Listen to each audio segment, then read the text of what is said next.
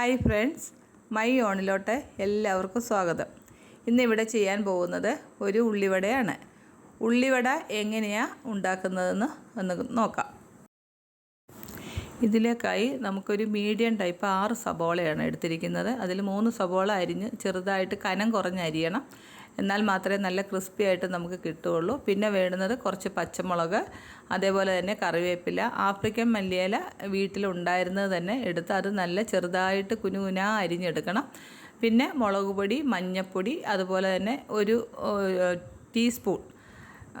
Teaspoon കായപ്പൊടി, ഇഞ്ചി, വെളുത്തുള്ളി ചതച്ചത്, ഇത്രയും ഐറ്റംസാണ് വേണ്ടത്. ഉപ്പും ഇട്ട് ഒരു 400 ഗ്രാമോളം വരുന്ന അരിപ്പൊടി, കടലമാവും 100 ഗ്രാം അരിപ്പൊടിയും കൂടെ ചേർത്ത് കുറച്ച് സബോള നല്ലതായിട്ടൊന്ന് ഞെരടി വെച്ചതിന് ശേഷമാണ് അതിനകത്തോട്ട് അരിപ്പൊടി ഇട്ട് കൈക്ക് ഒരു 3 സ്പൂണ് 4 സ്പൂണ് വെള്ളം ഒഴിച്ചാൽ മതി. കൂടുതൽ വേണ്ട.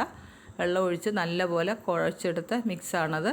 ഇത് നമുക്ക് ചീനച്ചട്ടി അടുപ്പത്ത് വെച്ചിട്ട് അതിൽ ഞാനിപ്പം വെജിറ്റബിൾ ഓയിലാണ് എടുത്തിരിക്കുന്നത്, വെളിച്ചെണ്ണയല്ല.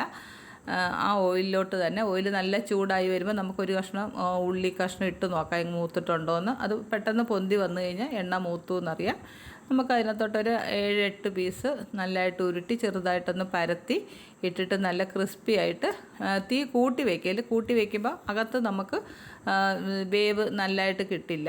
അതുകൊണ്ട് തീ ഒരു മീഡിയം ലെവലിൽ വെച്ചിട്ട് നല്ല ക്രിസ്പി ആയിട്ട് വറുത്ത് കോരിയെടുത്ത് നമുക്ക് വെറുതെ കഴിക്കാം, അല്ലെങ്കിൽ ടൊമാറ്റോ സോസോ അങ്ങനെ എന്തെങ്കിലും കൂട്ടി നമുക്കിത് കഴിക്കാം. എല്ലാവരും ഇതൊന്ന് ട്രൈ ചെയ്ത് നോക്കണം. നല്ല ടേസ്റ്റി ആയിട്ടുള്ള ഒരു പലഹാരമാണ് ഉള്ളിവട. ലേശം അരിപ്പൊടിയും അതേപോലെ തന്നെ കൂടുതലായിട്ട് കടലമാവുമാണ് വേണ്ടുന്നത്.